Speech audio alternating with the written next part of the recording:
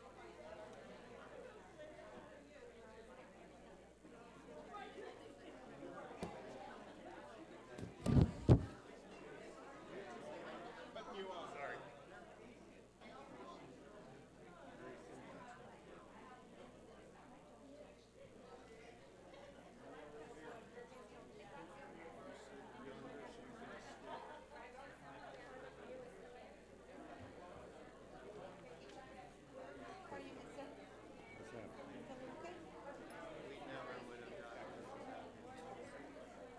I think I'll make it.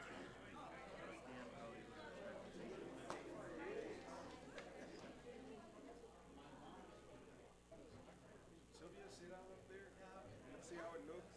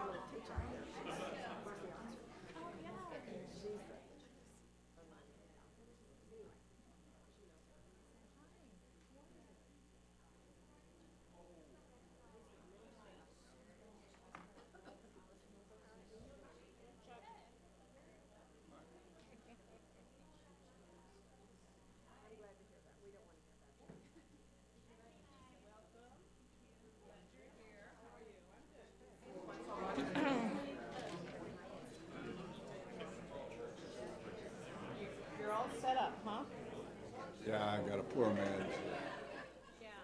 hearing system. Well, no, that's good. That's good. They solved it, right? Well, yeah, I can hear some things now, Yeah. which is good. Yeah. So when do you leave? We leave. Well, we're going camping this weekend, Oh, good. but we leave next Wednesday. That'll be fine. How was the thing or today? Oh, it was fine. I was a little unconscious. We had our Oh yeah. exchange student. His little girls are 4 and 7, and they took them to Corn Patch on See, I watched the video. Sunday. I took them to White Sands, Oh. and I'm not You're that fine. young anymore. You're gonna let me run with But you? it was fine. gonna let me run you over with that chair, right? Oh, well, that's good. Who did you talk to today? 2 people in Roswell and 1 in. How are you? Anyway,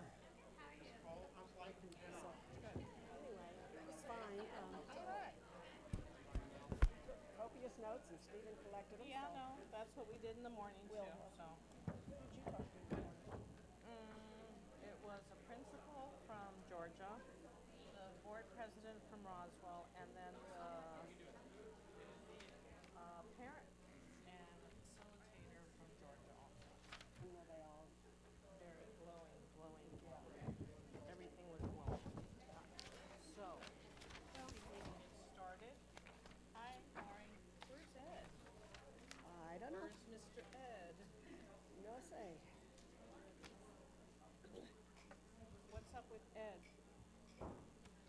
Ed's not here. It's pretty close to time, too.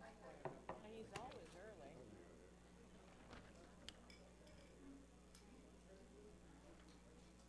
There he is. He's right there. Steve?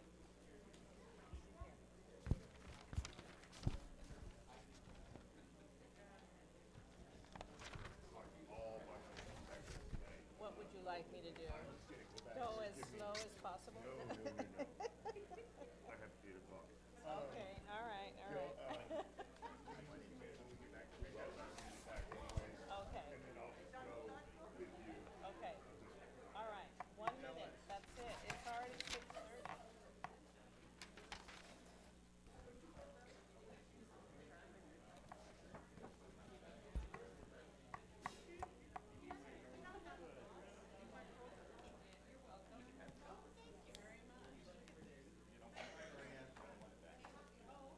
Just keep it off the.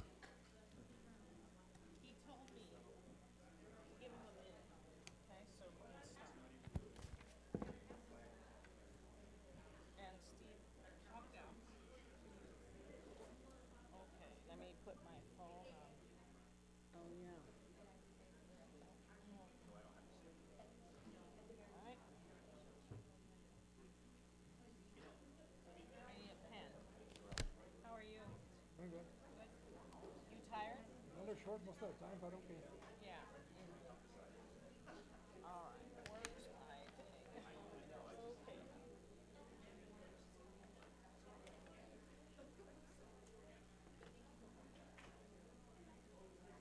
If we can all find our seats, we'll start.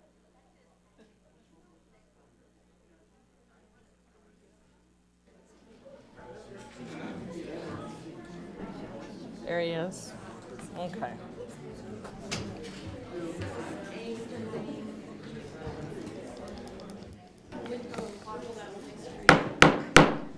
Good evening, and I will call this meeting to order. Today is Tuesday, October the 18th. Welcome. And Ms. Hall, could you take roll? Mr. Frank? Here. Mr. Davis? Yep. Mr. Castro? Here. I'm here. We're here. Okay, we're all here. Thank you, Ms. Hall. I'd like to welcome Haley Cook. She is our student representative for today, and she comes to us from Arrowhead Park Early College High School. There you go. Okay, let's stand for the pledge.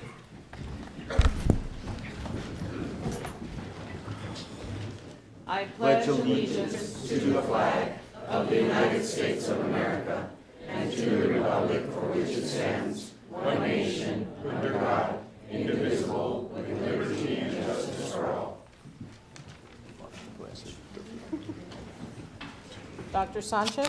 Thank you, Madam President, members of the board. I'd like to welcome the Mayfield High School Band, who are providing entertainment for us this evening. And I just want to say a special welcome to all of our students from the band, and thank you for taking time from your busy schedules to be with us tonight. We surely appreciate it.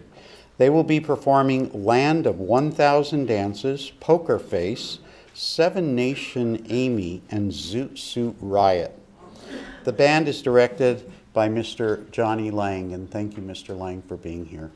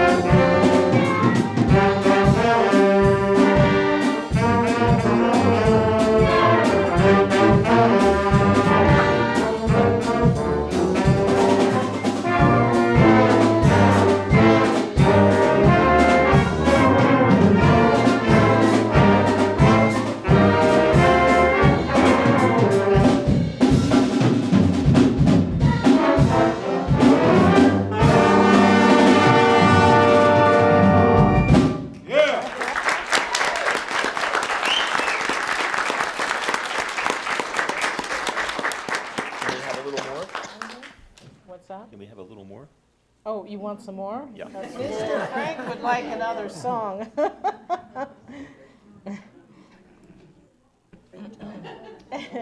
No.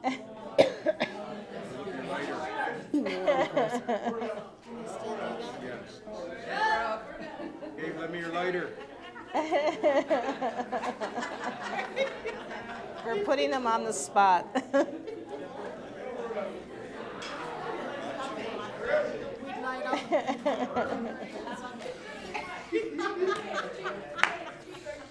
You're making the board very happy.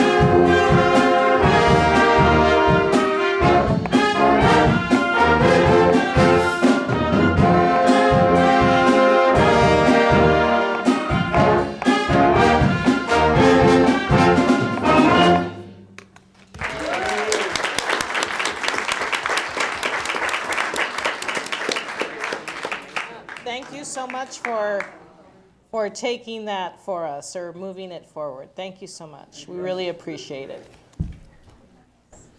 Mr. Bravo. Lang, you're new. Mr. Lang, I know you're new to our district this year, and the work that you have been doing with the band at Mayfield High School is certainly evident. Thank you very much for your service.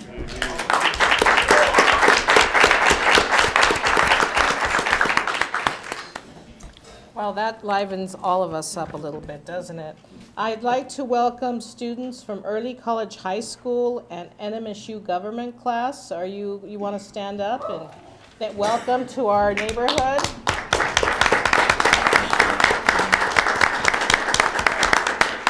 We will try not to put you to sleep. We'll go along speedily here, okay? All right. Let's see. I will entertain a motion to approve the August 4th, 2016 board retreat minutes and the August 16th, 2016 regular board meeting minutes. That's so moved. Second. Okay, we have a first from Mr. Castro and a second from Mr. Davis. All in favor? Aye. Any nays?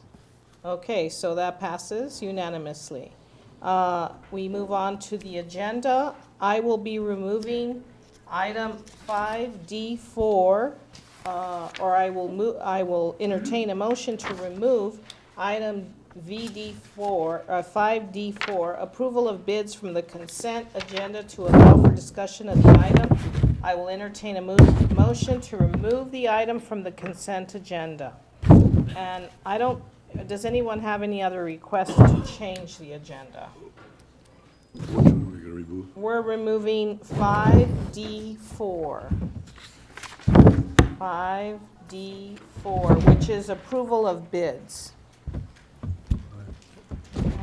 On the back. What's the basis for the removal? I think Dr. Sanchez wants to explain it a little bit better, and that's my understanding, correct? Right. Give us a little bit more information.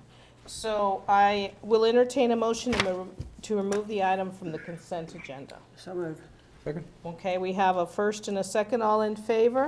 Aye. Aye, so that passes. Now, I will entertain a motion to approve the agenda as amended. So moved. Second? Mr. Davis first, gave a first, and Mr. Castro a second. All in favor? Aye. Aye, so that passes.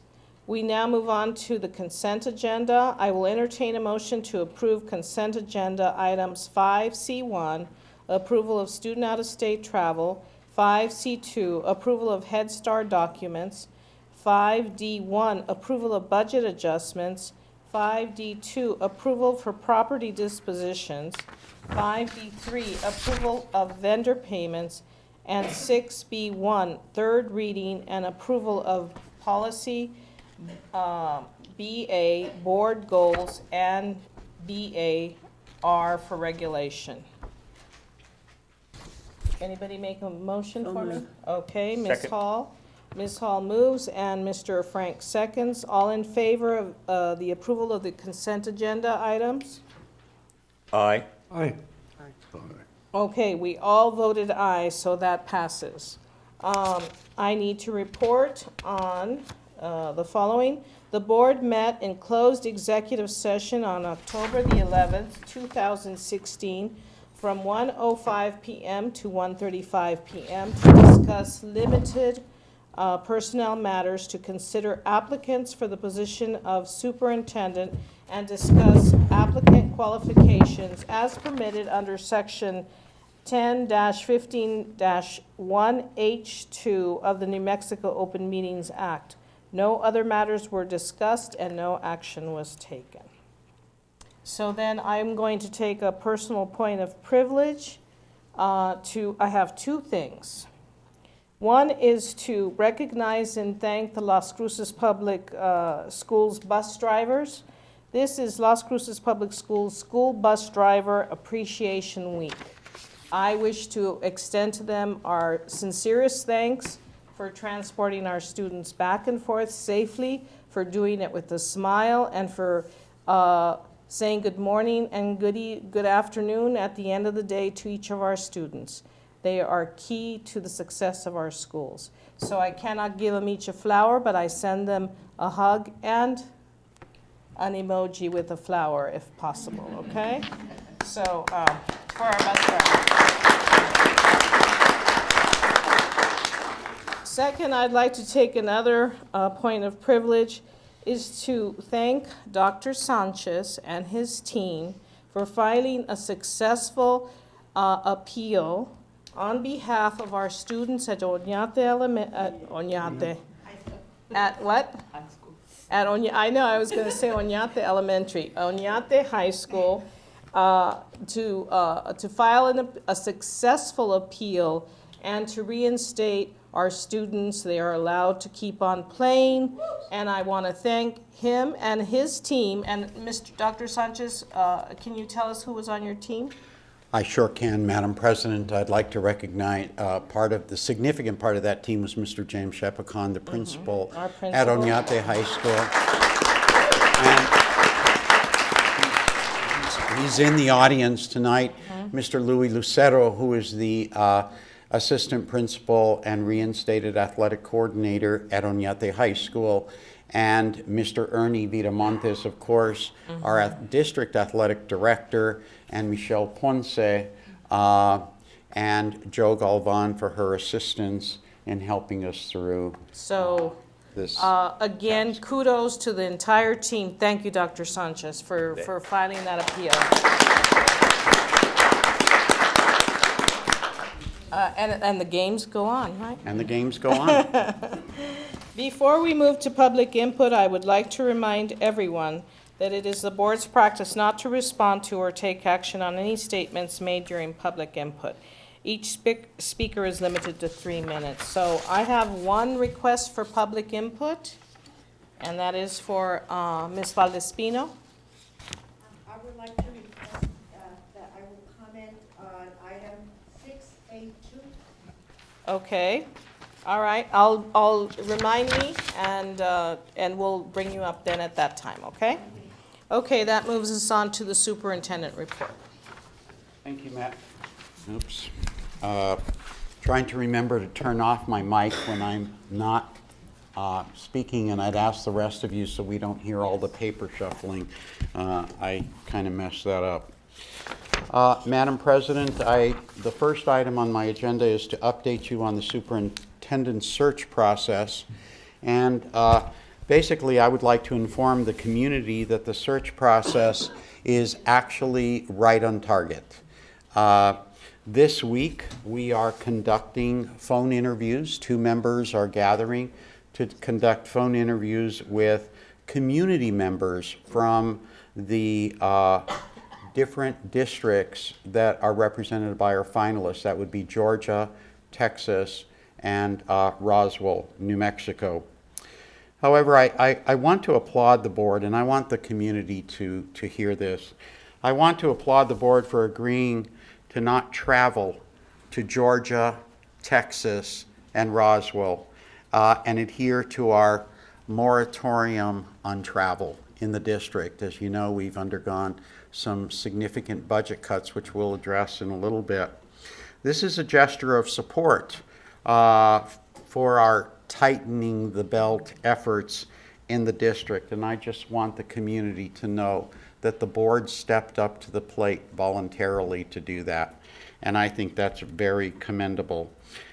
For the community's information, we are scheduled to meet in closed session on November the 3rd, where the board will discuss their final discussion to discuss qualifications, and then to move into open session to discuss the selection of our next superintendent.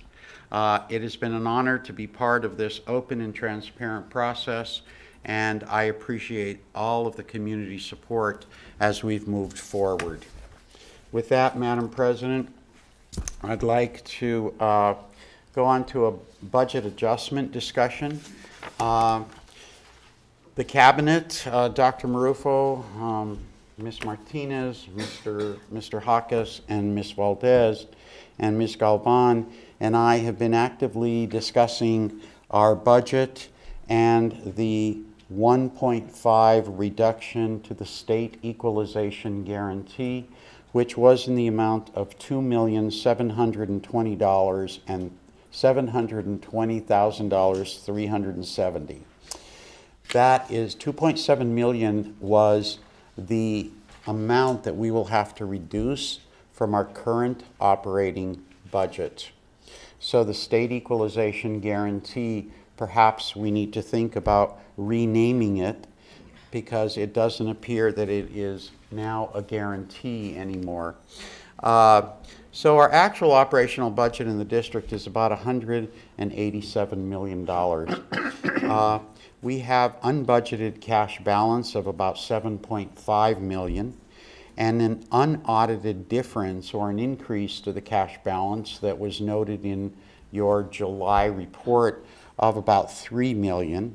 So the actual expected cash balance is about 10.5. From that, we take that SEG reduction, and we now start looking at possible below the line costs. These are additional appropriations that may come to the district in the form of instructional materials, which we're projecting to be at around $100,000 for this fiscal year. And the standards-based assessment costs, since those were targeted in the legislation, we don't know if the state is going to still pay for those. We've received no information, and that could be approximately $425,000 additional cost to the budget. We entered into our collective bargaining with our partners in NEA, and the restoration of 3 days and the potential 3.5% increase after the restoration of those days is going to net a cost of about $3 million to the budget. So since 90% of our operating budget actually goes to pay employees and their benefits, we're really looking at about 10% across the district where we'll have to take cuts. The cabinet has endorsed a hiring freeze of all central office personnel and with no addition of new positions. We've actually put in place a moratorium on all non-student, and I want to underscore non-student, and non-essential travel. There is some travel that needs to take place. People need to attend required meetings for grants and things like that, and we're looking at each trip on a case-by-case basis. We're also looking at a 5% freeze of all department budgets here at central office, and we're looking at a potential 5% at our school budgets, depending on how all of the numbers work out. Although I would like to make it very, very clear that the cuts that I have asked people to look at, and nothing's finalized yet, are those would be funds that are farthest away from classrooms and instruction. So the teachers have the paper that they need to make copies. The teachers have the science replenishments that they need for their science kits, and Ms. Candelaria and I talked about that today, so we're making a slight shift in doing those kinds of things. But I do want to tell the teachers that we will look at preserving as much as we can those costs associated with direct costs to students. We'll look at evaluating and postponing all non-essential purchases. That would be new contracts, new software programs, those kinds of things, again, that are not related to instruction, and the reallocation of expenses from other possible funding sources. In fact, Crystal has engaged in a very thorough, by the way, Madam President, we are so lucky to have Crystal on board as our Chief Financial Officer. She's just incredible, and I hope we aren't wearing her out too soon. But the reallocation of expenses from other possible funding sources. Let me give you an example of what that is. It would be math, science, technology at the secondary level. Can we use some of our gross receipts tax money called the Spaceport Fund to support those instead of the operational dollars without compromising services to our kids? So we asked at the last principals meeting, we engaged the principals in a discussion because I think this has to be a collaborative adventure as we move forward. Making budget decisions at central office without including those most impacted by the cuts is not good policy. So we're looking at printing costs, we're looking at supplies and materials, we're looking at outside professional development, and instead of using outside professional development sources, start capitalizing on the expertise of some pretty incredible teachers that we have in the district to provide that professional development.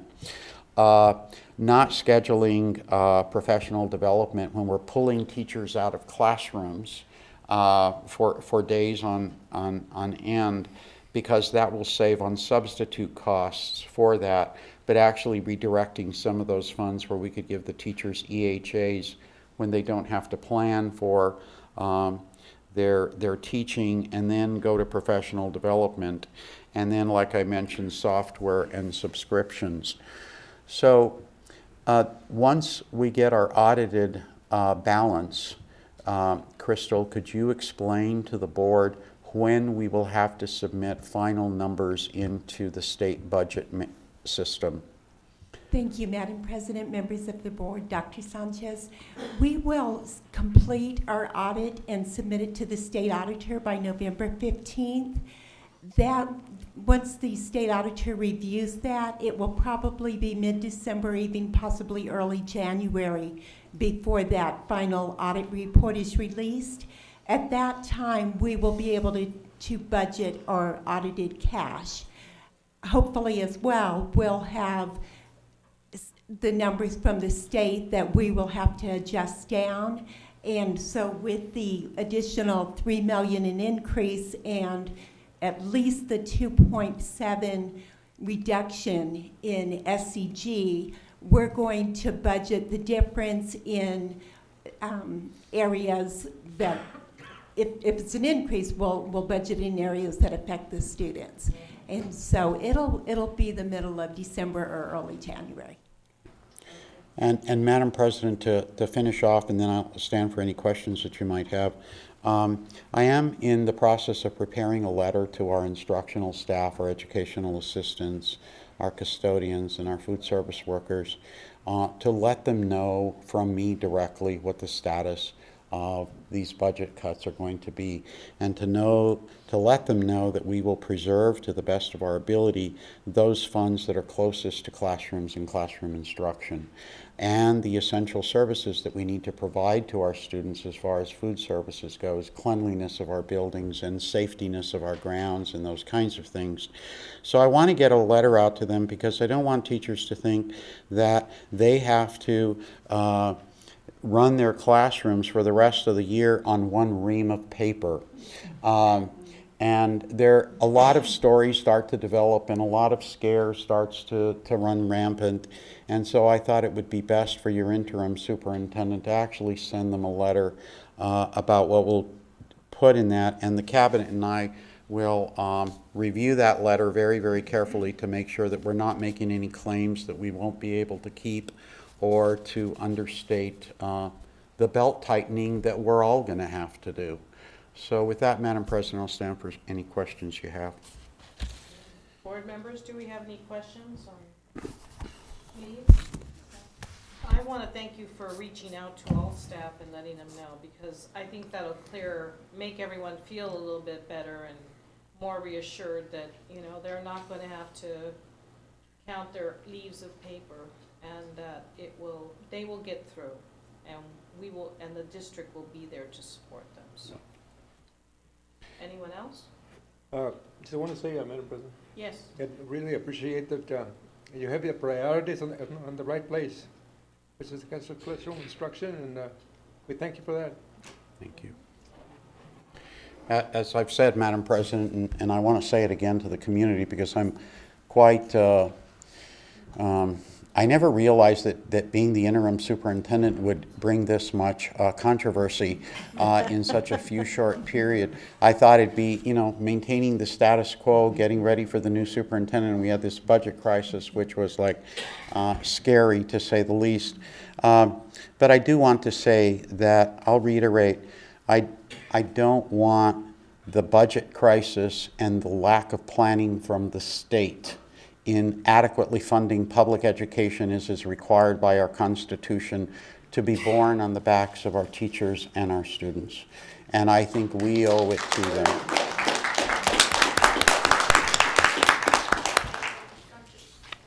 Thank you, Dr. Sanchez. We now move on to the student advisor report. Haley, you're ready? I don't have anything to report, Tristan. Okay, will he be by later, do you think? Yeah, we're switching spots when he comes. Okay, all right. Do you want to just report on the meeting yesterday, or? Oh, yeah. So yesterday we met. There's 5 of us from the school district, and we talked about how the youth voice is very important for not only our city, but the state of New Mexico, and we're hoping to expand in the future and make sure that future voices can continue to be heard. Mm-hmm. And that's great, thank you. We appreciate that. And we'll ask Tristan if he has anything to add when he comes in, okay? We will then go on to Human Resources and Dr. Marufo. Good evening, Madam President, members of the board, Dr. Sanchez. This evening, I'd like to present the Certified Classified Employee Report.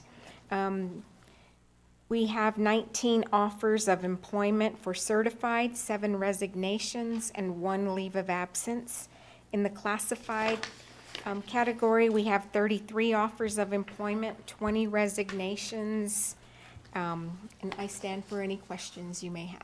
Okay. Board members, do we have any questions or comments on the report? On the teachers, are they all brand new teachers? Or? I'm sorry. Yes. Go. Go ahead and repeat your question. I was just looking for the qualifications of the teachers. Are they all just out of school, or I'm sorry, I don't understand your question. you're hiring a bunch of teachers, correct? 33 We're still offers, hiring yes. teachers, Pardon? yes. We are still hiring teachers. Yes, and I'm just wondering what their qualifications are. Are they off the street, or you're finding some maybe with years of experience? I hope not. Well, I don't know if they're off the street. Actually, we look for the most qualified personnel. I believe in last month's report, I indicated the number of people we had hired on alternative license status who came from civil engineering backgrounds, art backgrounds, music, not necessarily education. However, they are pursuing their education license. Does that answer your question, Mr. Davis? Yes? Okay, doctor. Okay, sorry. I guess there's nothing under instruction today? Is that correct? Okay, we've already done that. And move on to finance.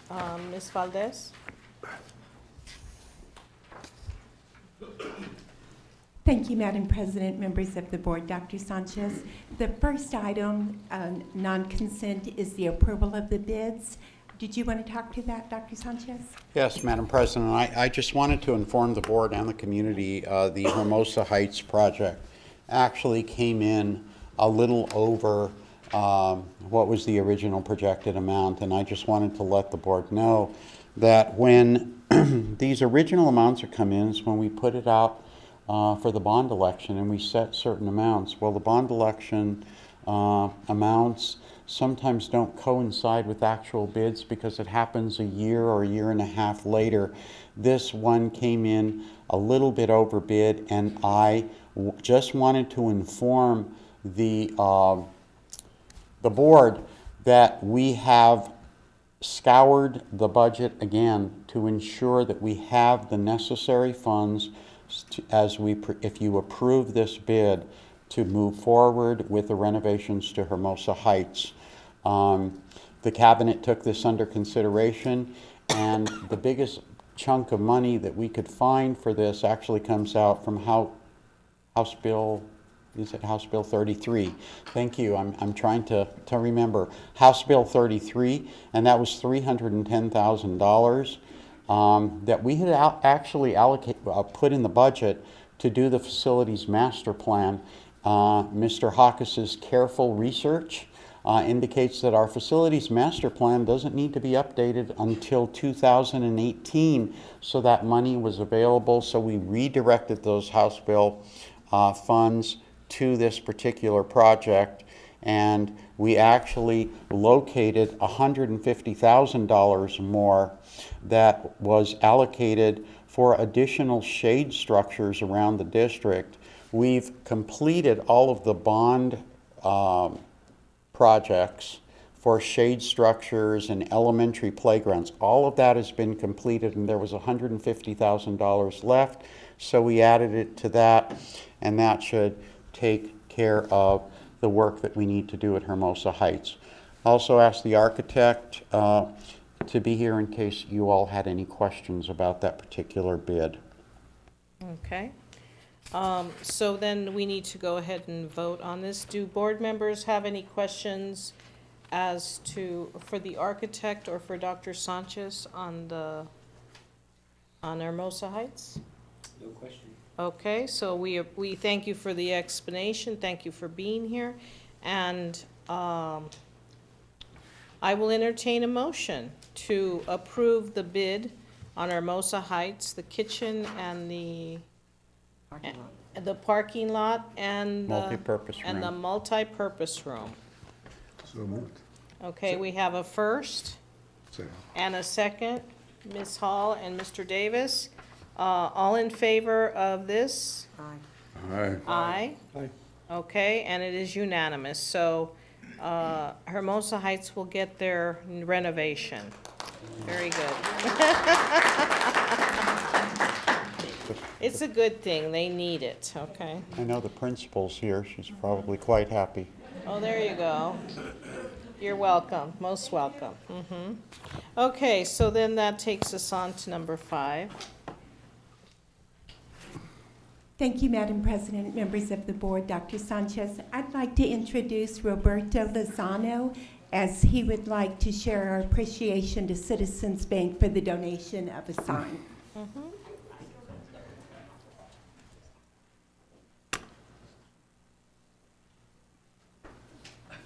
Good evening. Madam President, Dr. Sanchez. I just wanted to share with you guys a week into my new position at MacArthur. If you guys have been there lately, I know Senora Flores was there last week. She saw our sign, our marquee sign, very outdated, halfways, the letters are falling off. So I had a meeting with our leadership team, and we decided to send a letter asking Citizens Bank to see if they had any funding for us. And within 2 days, they got back to me, and they said absolutely yes. And I think we just hit the jackpot when we got that call. So very appreciative of them. They've been really helpful. So just wanted to share the good news. The teachers are excited, and I know it's really going to benefit our community. So thank you. If you guys have any questions. Okay, I have seen the sign, and the letters were falling off. Yes, they were falling off. We are in need again. So I will go ahead and, does anyone have any questions for Mr. Lozano? Okay, we'll go ahead and entertain a motion to approve the marquee donation to MacArthur Elementary School by Citizens Bank of Las Cruces. So moved. Okay, we have a first, Mr. Davis, and a second from Mr. Castro. All in favor? Aye. Aye. So the motion passes unanimously. Thank you, Thank you. Citizens Bank. Madam President. And Mr. Lozano, I forgot to mention. Thank you. Madam President, Mr. Lozano, is anyone here from Citizens Bank this evening? All right, good. Oh, there's somebody, he's right here, yes. Where is he? There. It's our pleasure to have donated. And thank you for being here.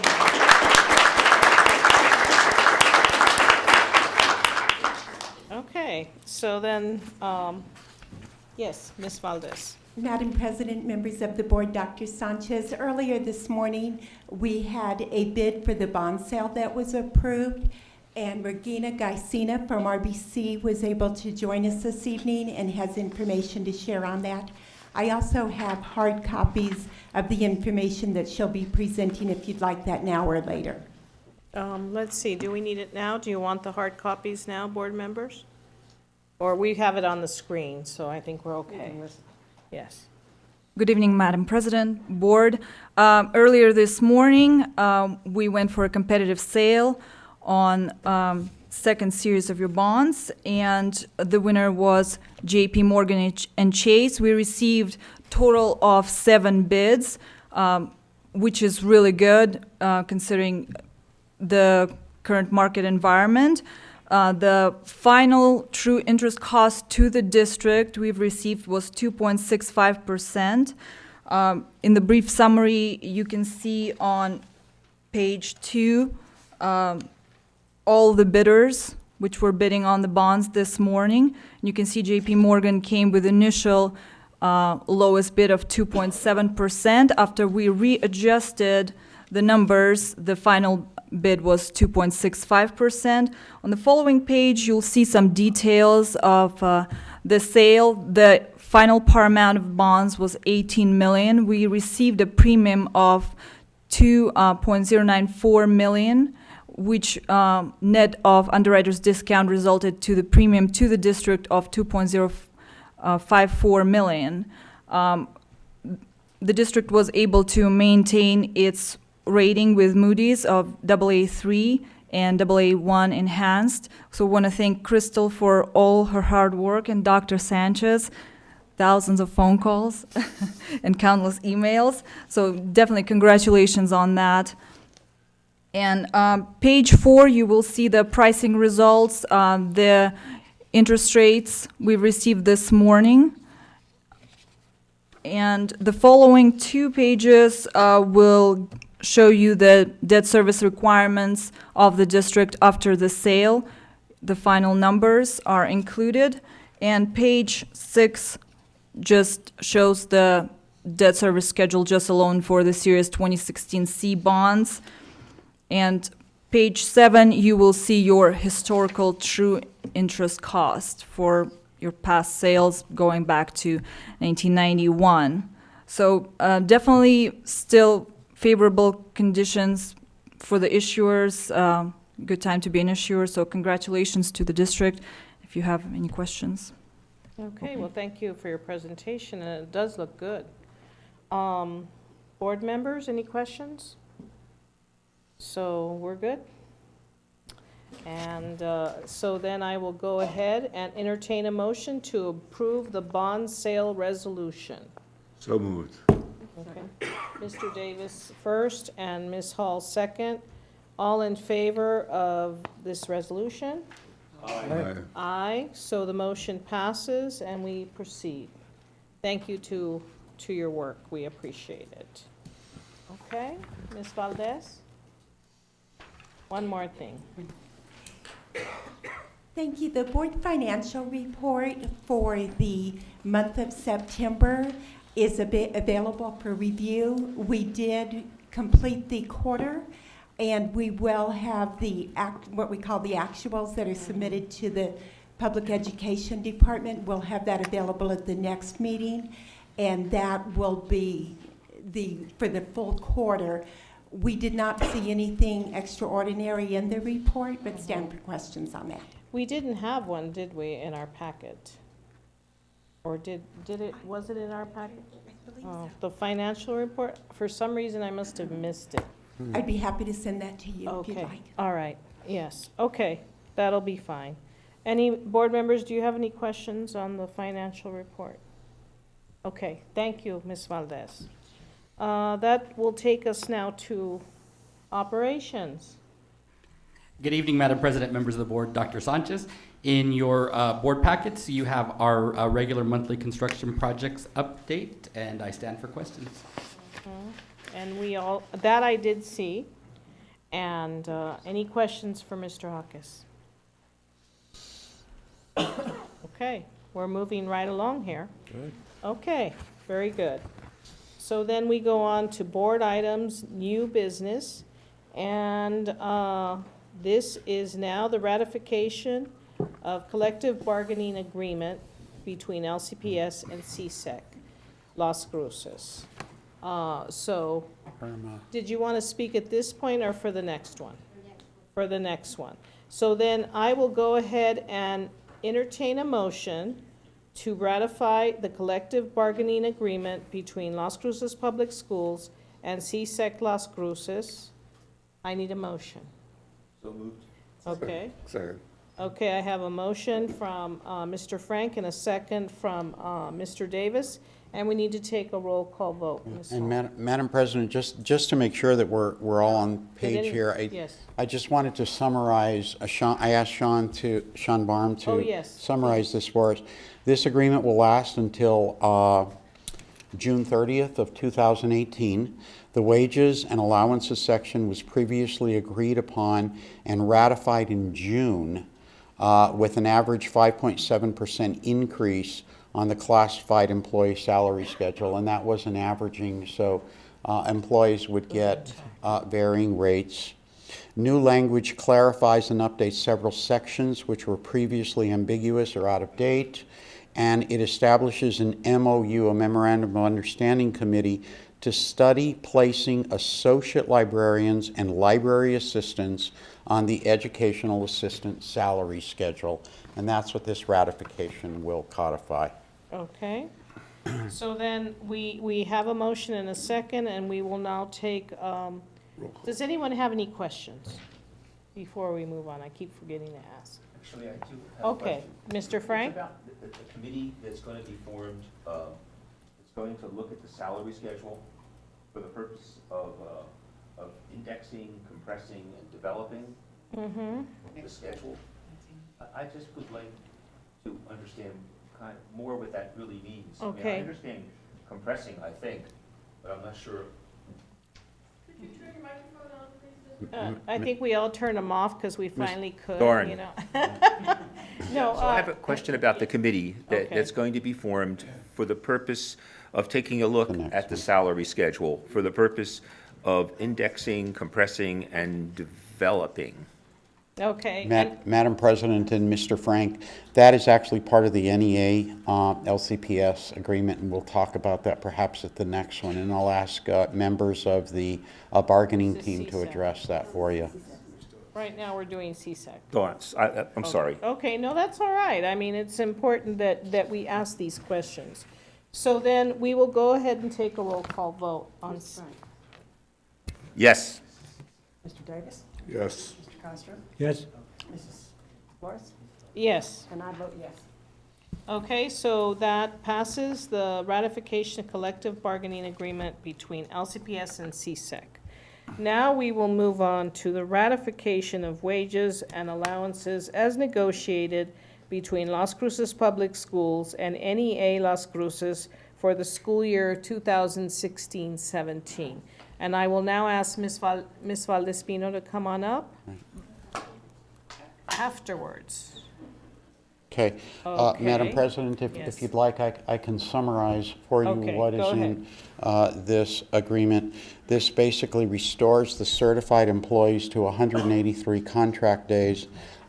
Those contract days were eliminated through the furlough last year.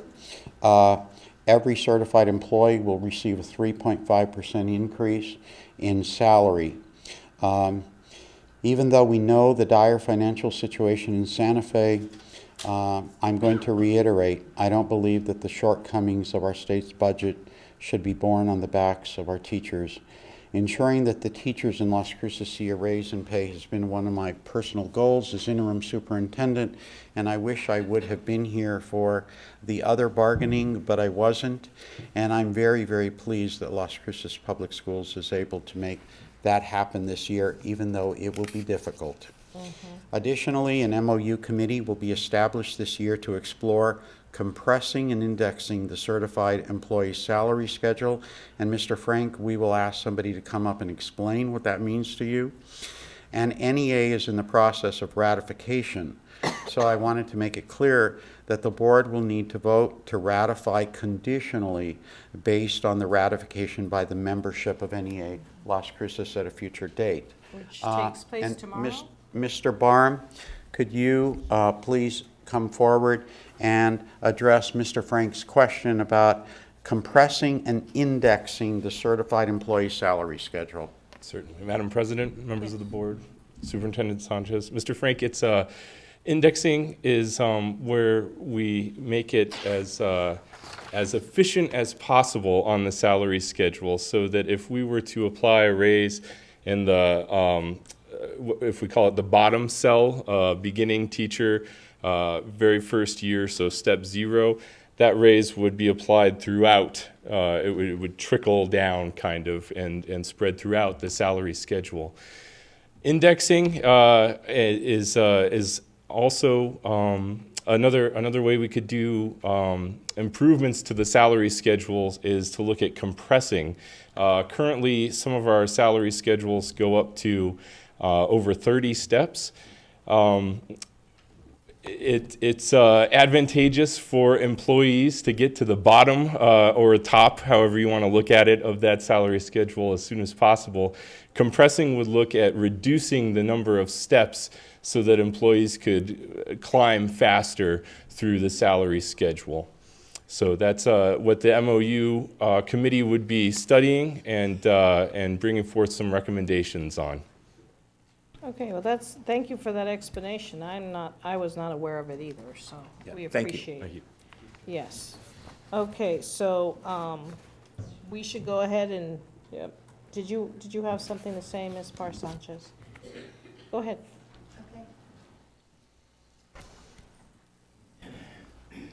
Hi, good evening, Madam President, members of the board, Superintendent Sanchez. So I wanted to recognize the bargaining team, but I also wanted to start with thanking Dr. Sanchez. Well, and I guess I should really thank you for your wisdom in bringing on an interim superintendent that really understands the profession of teaching. So we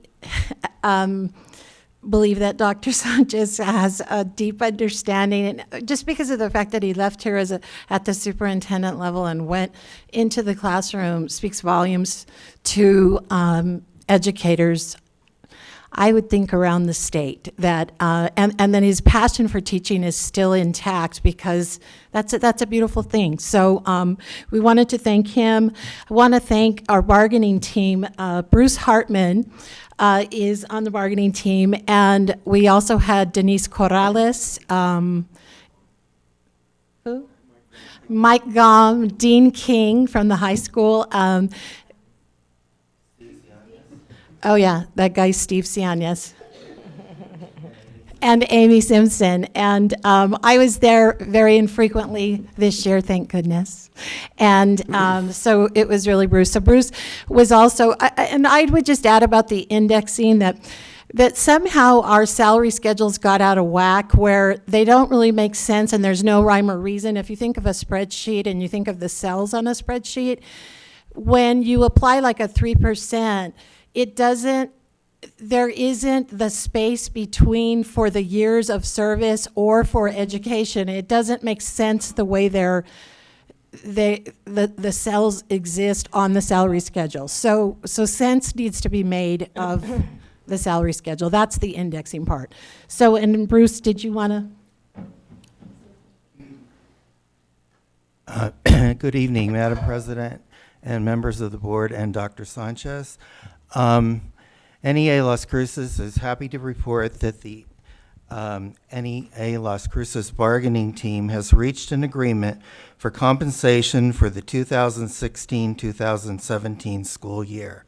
The agreement includes the restoration of the 3 furlough days at the employee's daily rate, which is about 1.6%, as well as a 3.5% increase over the 2014-2015 salary placement of 183 days.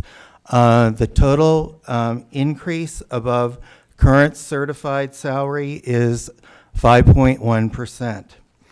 The furlough restoration and the 3.5% increase will be applied to each employee's allocated salary schedule.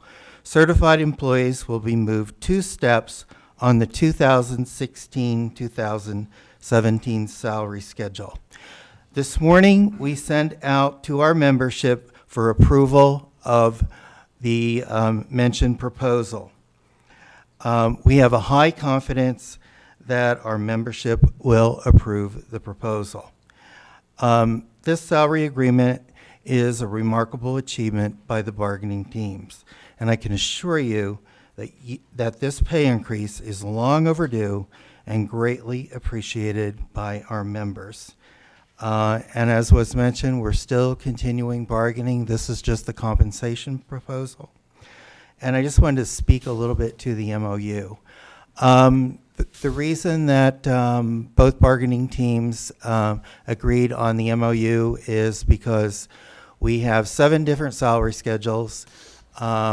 Many of our salary schedules, all of them except one, actually has 31 steps. And now this year, with the addition of, and the way the increase was calculated, we have 2 more steps, so actually 33, okay? And the indexing will allow for equal increases between steps. And we want to index, try to compress our salary schedules and develop new salary schedules, okay? And we are recommending approval of this proposal by the board. And I, too, want to thank Dr. Sanchez and our school board for what we were able to accomplish, because I do not think that without them, this would have been possible. Thank you very much. Madam President, before we ask Ms. Valdespino to come forward. I'd like for our interim associate superintendent for instruction to actually recognize the district's members who are on the bargaining team, because they too work very, very hard and hopefully very collaboratively with our NEA partners. Okay. That sounds good. Madam President, board members, Dr. Sanchez, it's been quite a journey. We started in May? Yeah, it started in May, and it's been a pleasure. It's been a pleasure, and it's been very professional across the table. And I think we always kept, the teachers in mind and what is best for our kids. And so I believe both teams were very dynamic in trying to reach agreement, and that work is still, of course, going on with the language. But on the district team, our chief spokesperson is Sean Barham, who is standing back there. Our chief financial officer, Crystal Valdez, was joining us. Also, Tracy O'Hara, it was on our team, and myself. So it's been a pleasure, and I'm continuing working together to do what's best for Las Cruces Public Schools, its kids, and its teachers. Thank you. Congratulations to the bargaining team.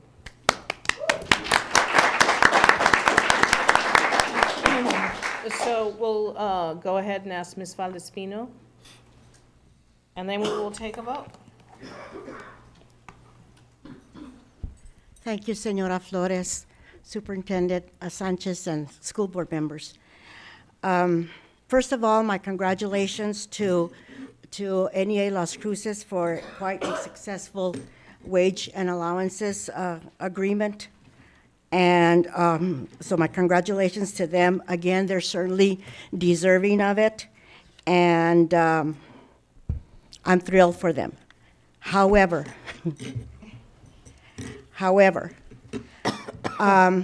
when I heard the success of NEA Las Cruces, it was very upsetting to me, because when we started negotiations back in May or June, we were told about the financial situation of the district. We too proposed for the classified staff to get the 3 days back. And we were told time and time again that there was no money. So we believed in the district, we believed in the district team, and therefore we dropped that proposal. In addition to that, we did have successes, but as I compare one agreement to another, it is not equitable, and it's very disheartening to me. You said, and we trusted you about where the district was at, and right now my trust in the district is very low. For years, the bargaining team's trust in the district, in the school board, and the superintendent was at a low. Now we think it's at a low again. And it will take time to build that trust again. So therefore, I stand here on behalf of my constituents to let you know that what we negotiated was not enough, because we believed in what was told to us regarding the where the district was at, to be able to give us what they did. I congratulate NEA Las Cruces for their tenacity. And I think in our efforts to be able to for the 12-month employees to get their a raise by July the 1st is probably something that we should have not done. So probably our negotiations will be different the next time around. And Dr. Sanchez, you said that you did not want this crisis to be on the backs of the certified employees. Well, you know what? It is on the backs of classified staff. I have already been getting phone calls that the increase in insurance has caused many of them for their checks to be less than the year before. So again, what is equitable, and what is equitable? Not equal, equitable.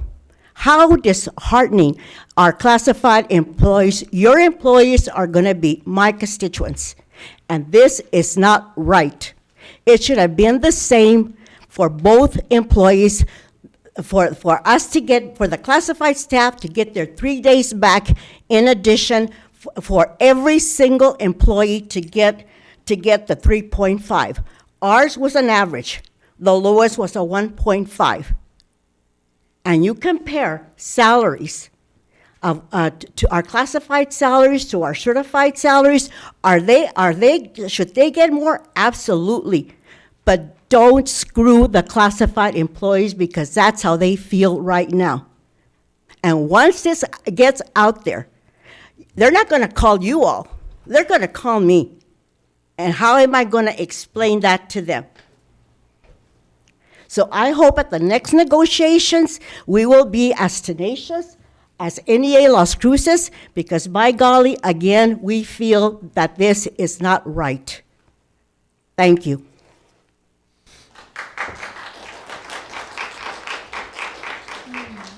And I'd just like to, I can't explain it all, but I can tell you that we were also misinformed. It wasn't just CSEC Las Cruces. We were told we had a 3 million less in cash at the time. We didn't find out until July that we had more money. So I apologize to all of CSEC. We're sorry. Now we will move forward unless anyone has anything to say on this vote. We already have the motion, and we will take a roll call vote. Yes. Yes. Yes. I vote yes.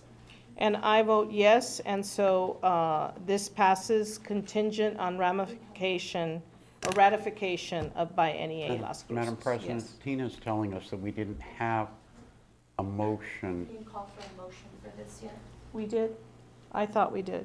Well, we'll do it again if we Yeah, have let's to. do it again. All right. If you didn't hear it, we need to do it. I will entertain a motion to ratify the wages and allowance schedules as negotiated between LCPS and NEA Las Cruces, and contingent upon ratification by NEA Las Cruces. So moved. Okay, Mr. Davis? Second? Mr. Frank? Roll call vote. Once again, Yes. Yes. Mr. Castro? Yes. I vote yes. And I vote yes, and it passes unanimously. Okay, thank you. Okay, so that takes us on to first reading of policy FFA. Good evening, Madam Chairman, members of the board, and Dr. Sanchez. Today you'll be looking at a first reading for your policy that deals with naming of school facilities. I apologize, you originally got the FEE policy, which is school siting, but the code is actually FFA, naming of school facilities. Because we haven't seen this policy in over 10 years, we made some changes to it. That first one is that we removed the second sentence of the purpose statement and put it into a background section. And the sentence remains the same, that there should be every effort to respect community preferences when naming facilities. Then if you will scroll down, Bill, under your position, we wanted to make sure that this has applications to when you have a school, also a portion of a school, facility or a site, so we made that change there. And in B, again, names that it's a name, if you have to have a name, not everything has to have a name, so it sort of inferred you had to. So this is if you have to have a name, that the board actually will have final say on all of those matters when naming a school, a portion of a school, or a school site. On the second page, the biggest change relates to action you'll be taking in a few minutes with regard to the Wall of Champions. This does include a position under E2 that says when the community petitions or requests a name for a school or a portion of a school or a site or a facility, the petitioners need to be notified that there are costs associated with erecting permanent plaques, signs, arches, walls, or other items that are not to be borne by the school district unless the board has directed otherwise. So you do have that out, but it is a provision that states right up front that the expenses shouldn't be borne by the district. And then the last statement is that based on recommendation of the superintendent, the location, and I see a typo on superintendent, oh my gosh, Dr. Sanchez, the location of those plaques and arches and signs, they have to be also approved by the board. You want to have say on where all of those things go. So those are your changes to the actual policy. Earlier, I emailed you and then we placed the regulation that we have for this in your packets, because a lot of we wanted to try to talk about incorporating who would you name it after or how or what's the eligibility. That will all go in your regulation that you have in your packet. And one of them that's related to your Wall of Champions discussion would be that if there's going to be something at the Field of Dreams, that it needs to be related to either a former coach, employee, or student who has been outstanding or created leadership in the athletic environment, or someone who has been outstanding as our community resident in supporting athletics. So you have that in the regulation that we will follow when we're getting the requests for name changes. And we completely sort of did an overhaul of the whole regulation on how those requests come into the superintendent. So if you have any questions at this time, this is a first reading, and it'll be coming back to you again next month. Okay, Mr. Frank? I have a question about the regulation. Yes, sir. It's B3G. B3G. Okay, let me get there. Okay. But it reads, allow one voter per person for all students, staff, and parents of feeder schools. I just don't understand that. So this is under the naming of an actual school. What we have, the practice in the past, Mr. Frank, has been that obviously if you have a new school, you don't have a population to be able to go and get them to give you feedback on what to name it. So you have to go to the feeder schools that will feed into the new location. So we have feeder patterns in our district. So we would go to those elementary, middle schools, or high schools, and not the high schools, wherever the feeder goes back down to, and ask for suggestions.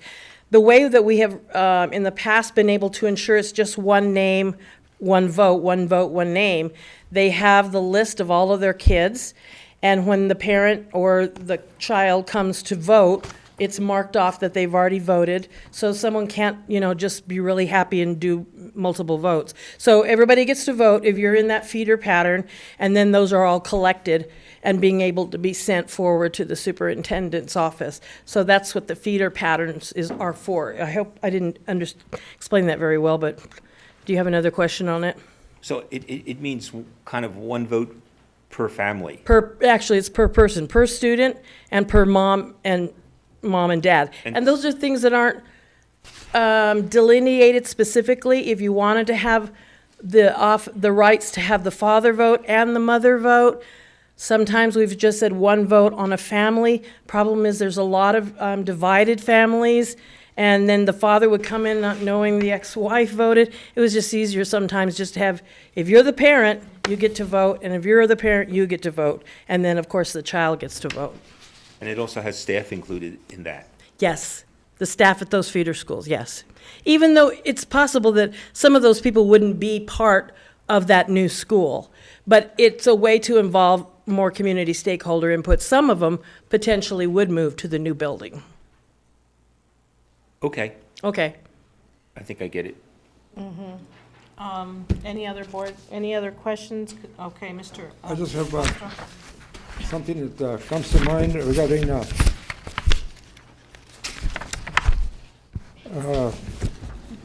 2A3, historical names. On regulation? And this is in reference to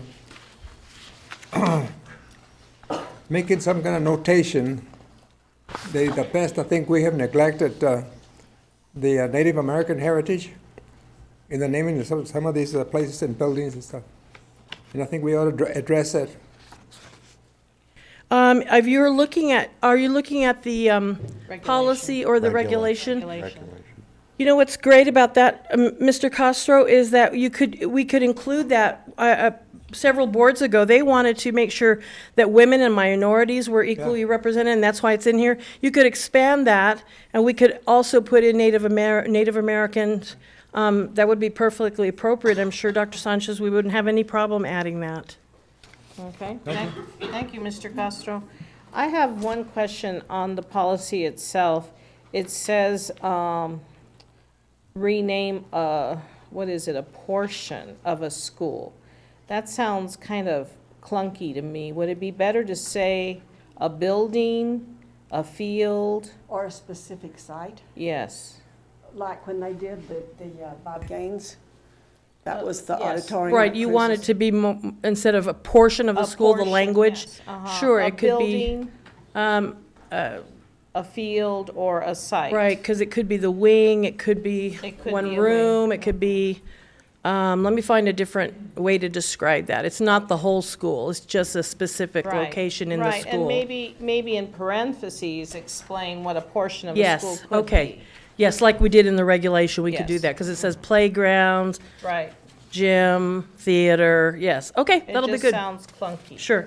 Okay, if no one else has any, Haley, do you have any comments on this? No? Okay, and so then we're good. We'll bring that back with your changes next month. Yes. Thank you. Thank you. So then that moves us on to the approval of name change of the Wall of Champions at the Field of Dreams football field to the Rudy Camuñez Wall of Champions. Mr. Elliott, did you want to say anything, or shall we just proceed with the vote?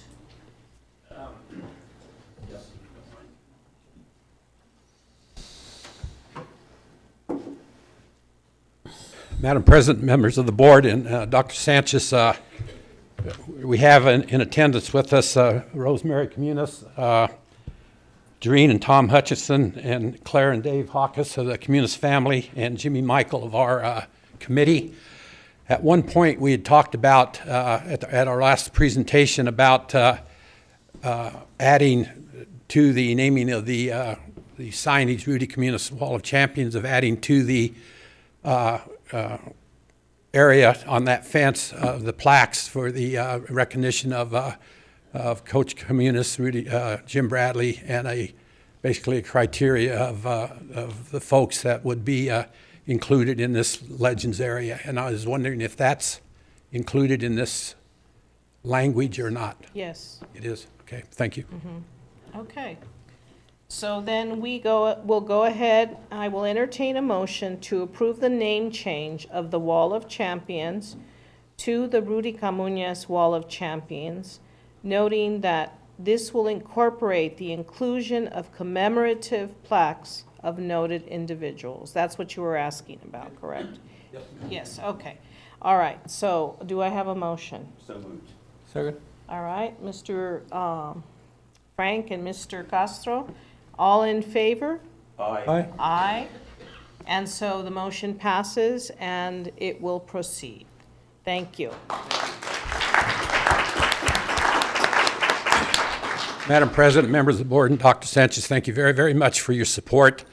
On behalf of the Camuñez and Bradley family and our committee, we sincerely, sincerely appreciate what you've just approved, and we thank you very much. We're happy to move it forward. Thank you. Thank you, Mr. Elliott. Uh-huh. Thank you very much. Thank you very much. Thank you, Chair. Thank you. Sir. And Madam President, based on the action just taken by the board, we will work with the group to look at next steps and get things done. And Mr. Hawkes and Mr. Viramontes will be working directly with the group to get the things up. And we're very, very pleased that the group is not making any major modifications to the field, but will use the existing fence for the plaques, and Gabe will work with them on getting that name up there. All right? Great. Okay, that moves us on to board member business and board member reports. Mr. Frank, do you have any? I can't think of anything. Okay. And Ms. Hall? I have a couple. I walked with kids from Mesilla one day, Mesilla Park the next day. There were about 80 kids from each school early in the morning with their sweaters and their backpacks. It was quite invigorating. I walked into Las Cruces Public School with the students there to bring attention to the need for funding for smaller numbers in classrooms and for numbers of better opportunities for students in all the district. And aside from visiting with people around the country for superintendents. That's it. Okay, that keeps us pretty busy. Anyone else on Mr. Castro? I just want to say one thing, Madam President. I just want to commend the NEA and our superintendent in showing a good example of good faith collective bargaining. I think you deserve an applause for that.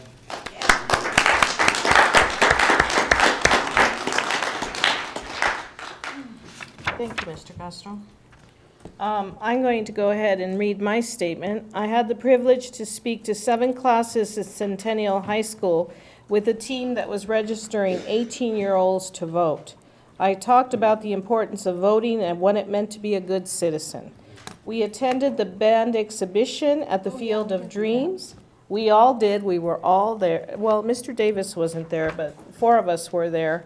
We enjoyed the great music and the performances of our bands. They played Color My World, and it took me way back to being in Los Angeles and listening to Chicago.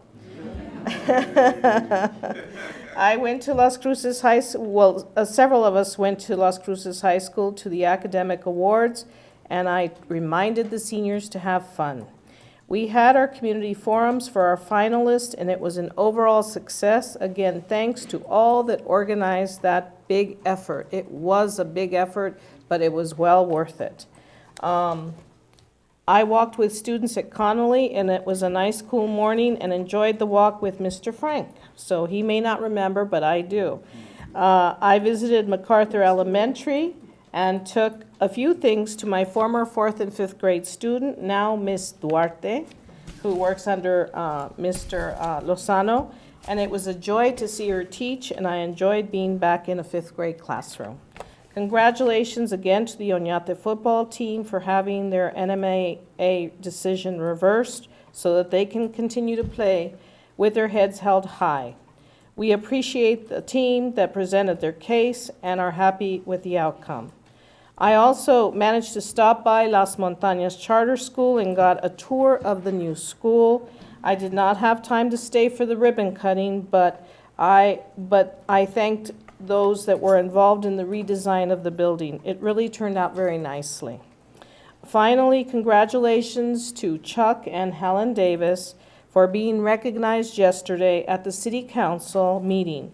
They proclaimed it Chuck and Helen Davis Day for all the work that they have done for our students in education. We are all indebted to their dedication and work on education. So thank you to Chuck and Helen Davis.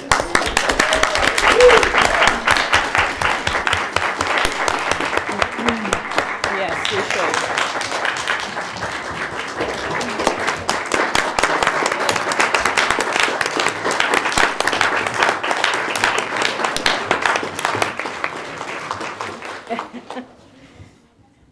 And finally, I seem to always have something to say, political or non-political, but today I heard that the president of the International Police Organization publicly apologized for all the treatment of minorities by police forces.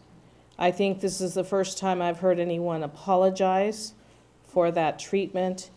and people were already criticizing him for doing it. It was in San Diego. I just heard it today. I don't even know his name or anything, but I think that if we're going to heal, that's the way to start, with an apology. So to that individual, I think he was very brave to step forward and say, I'm sorry.